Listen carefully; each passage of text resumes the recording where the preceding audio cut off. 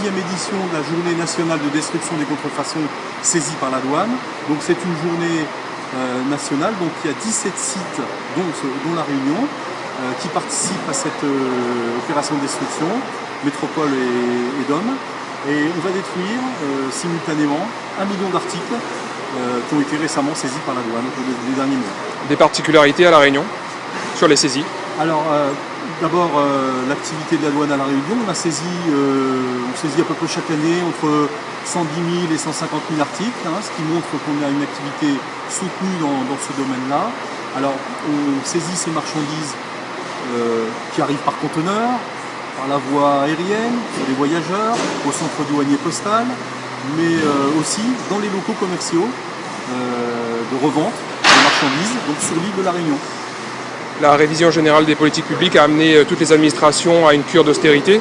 Est-ce qu'en termes de moyens, vous êtes dans la moyenne nationale?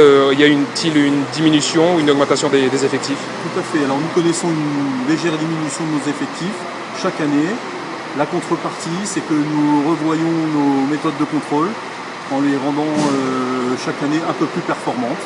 Et puis il y a une grande règle en ce qui concerne la douane, c'est le ciblage des envois. C'est-à-dire que lorsqu'on décide de faire un contrôle, on veut absolument trouver l'infraction qu'on recherchait.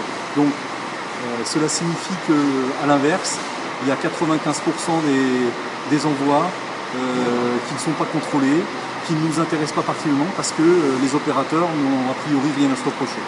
On est dans l'ère de la protection de l'environnement et c'est tant mieux.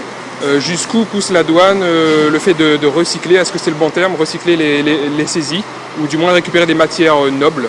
Alors tout d'abord, on a une action importante en matière de protection de l'environnement, puisque plutôt cette fois-ci à l'exportation, on est très positionné sur le secteur des déchets. On saisit à peu près entre 15 et 20 conteneurs de déchets chaque année. Ensuite, naturellement, on a une opération aujourd'hui de destruction. On ne peut pas faire une destruction dans n'importe quelle condition. Ça doit se faire selon des critères qui sont totalement agréés et respectueux de l'environnement. Alors, on est amené parfois à aller un peu plus loin. Et on citait tout à l'heure le cas des marchandises où il y a des piles.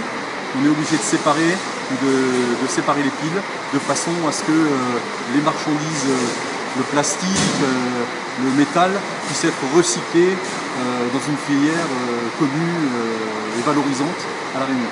Ces saisies qu'on voit derrière nous vont à l'enfouissement là en principe, hein? Oui. Puisqu'on n'a pas actuellement on a plusieurs méthodes pour détruire. On peut avoir recours à un incinérateur ou à l'enfouissement. Ici, il n'y a pas d'incinérateur, donc on fait de l'enfouissement. Mais c'est respectueux, c'est une société qui est agréée. Merci, M. Vernet.